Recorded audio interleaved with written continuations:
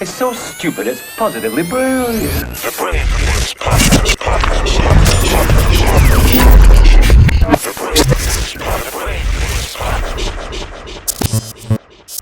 Talking about the Mike Tyson.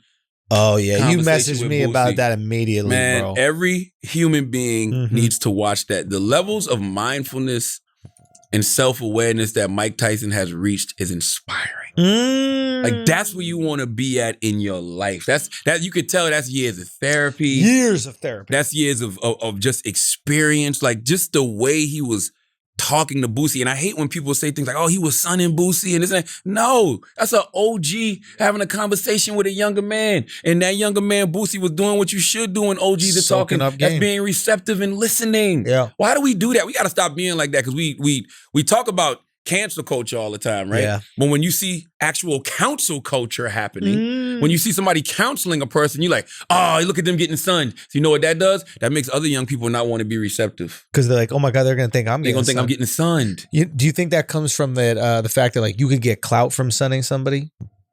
Yeah, especially in this era. I mean, especially in the era of... When it's not an OG, when it's someone like a peer of yours? Yeah. You know, yeah. it's or even kinda, when it's an OG. Like, yeah. You get clout by talking back to a person. You know what I'm Right. saying? Or saying something reckless. But to a Mike person. is like so solidified in his OG status that like that's not what he's looking for. He's not looking for a moment. He's just having a real conversation with the real person. And he's speaking to him in a way that probably very few people can talk to Boosie. Like there's probably a handful of people on the planet that could talk to Boosie like I'm that. gonna be honest with you, I don't know because I don't think nobody ever has. Like, there's one thing I wish they had dug deep on is when I'm listening to Mike talk and Boosie connected Mike to his family getting a TV in the house. You know what I'm saying? And like when you come from the hood, you know, and you grew up in like the ghetto, poor and disenfranchised area, little things like that bring you just joy. So you never forget that. Like, I never forget the first time my dad bought me a Nintendo when I didn't think we could afford a Nintendo. You know what I'm saying? Or my dad bought me a pair of high-tech boots. I started to go get the fake ones from Payless. You know what I mean? But I woke up that morning, they just sitting by my bed. So those little moments of joy is like, oh, wow, the first time we got a cable box.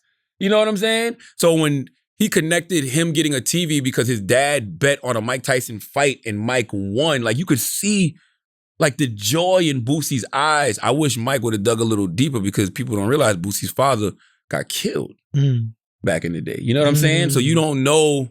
I'm sure a lot of the Boosie that we see now, I'm sure it's because of a lot of that trauma that happened when he saw his father get killed. So I would just have liked to see Mike dig a little bit deeper on that in that moment because he had Boosie. You know what I'm saying? Like that's one of those conversations that leads to therapy.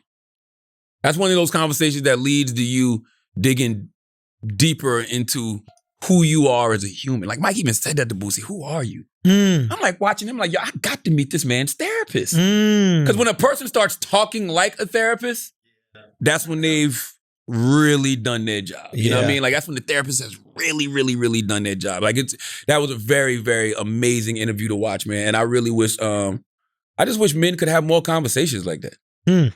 What specifically about it did you find? Just the vulnerability of it all. You know what I'm saying? Because Mike Tyson, like what part did you see that was man, just pure everything. When vulnerability? Mike talked about how, you know, everybody was afraid of him, but he was the one that was walking around afraid, you know, and he projected that because he wanted to keep people away from that wounded child that's in him. You know what I mean? So it was like a form of protection. I've heard DMX say the same thing though. I just thought all that shit was like super, super powerful. And the fact that Is Mike, Hunter Biden the DMX of politics? technically, yeah, he just can't got no bars that we know of. That we know of. You might be a fucking Chet Hanks. We don't know. Yo, You know shout out to Chet. Shout out to Chet. Shout out to Chet. Hey, keep going though. But just watch if you get a chance, watch the Mike Tyson interview or conversation with Lil Boosie because I just thought it was just like I've listened to it like twice. I just thought it was like so enlightening and so powerful and just watching Mike be that vulnerable, which he always is if you listen to his podcast, but more so watching it connect with Boosie on a soul level. I'm telling you that conversation did something for Boosie, man. Really? I promise you, yo. If Boosie dig a little bit deeper right now, he'll find out a lot of things about himself that will help him in the next few years. Because he's 37 now. Right. I tell everybody all the time, you'll feel it. You about to be 39. When you 37. turn... How old are you? I'm 37? about to be 37, October 30th. You're only 36? Yeah. That's not what Wikipedia says. Wikipedia's a liar. Really? Yeah. What did Wikipedia say? Well, you'll start over the next 3-4 years. I'm trying to put years of my life, man. Trying to put years of my life. Over the next 3-4 years, you're gonna start to feel.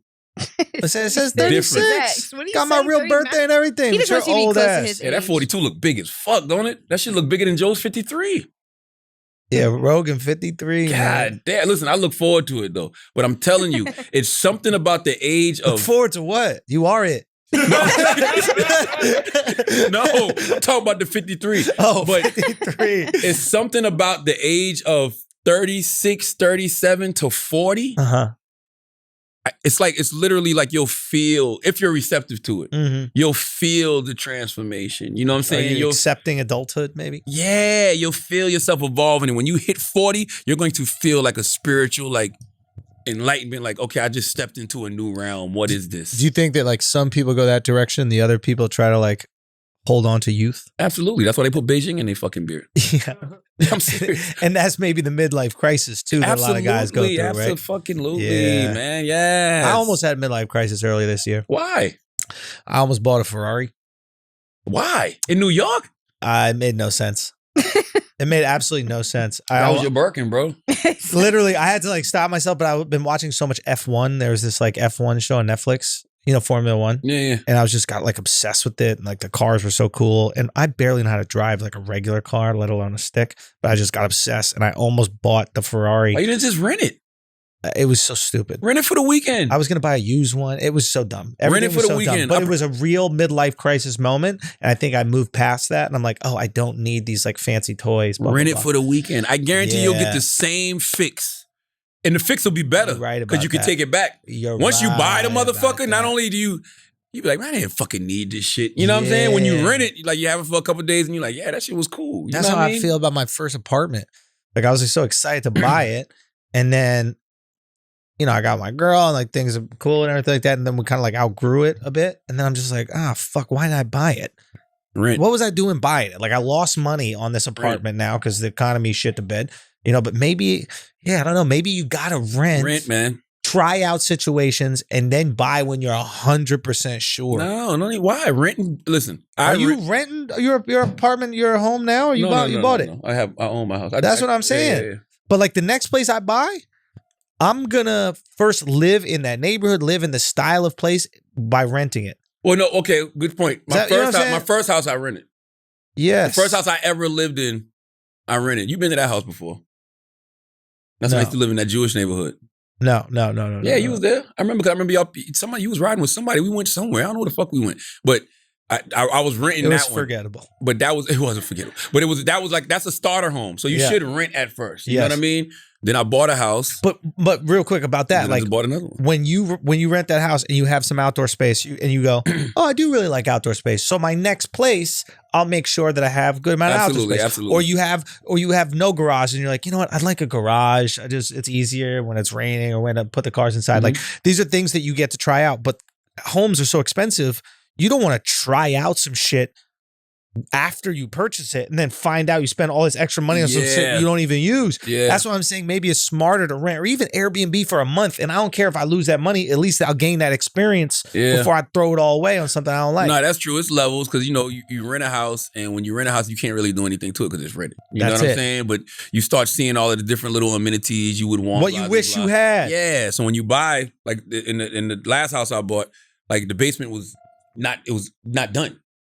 So I was able to do the basement the way I wanted it. Right. You know what I mean? So that was like one renovation. Then we did stuff in the backyard. But then with the new crib, it's like fully renovated. So it's like literally what everything we would possibly And who want. does this? Your wife does this? There's no way you have time to do all this. That's her. That's her. Okay, Man. good. What the fuck am I supposed to It's do? exhausting to even think I about. don't even like having the conversation. Yeah, don't Something take treat this picking shit out like our wedding. Just doorknobs tell me and what it shit. be. Yeah, you do it. Yeah. Dude, yes. Okay, where I gotta be? 100%. Eh. Dude, that's facts. I got You time for got to that shit. decide what the wedding is. We shouldn't be a part of that at all.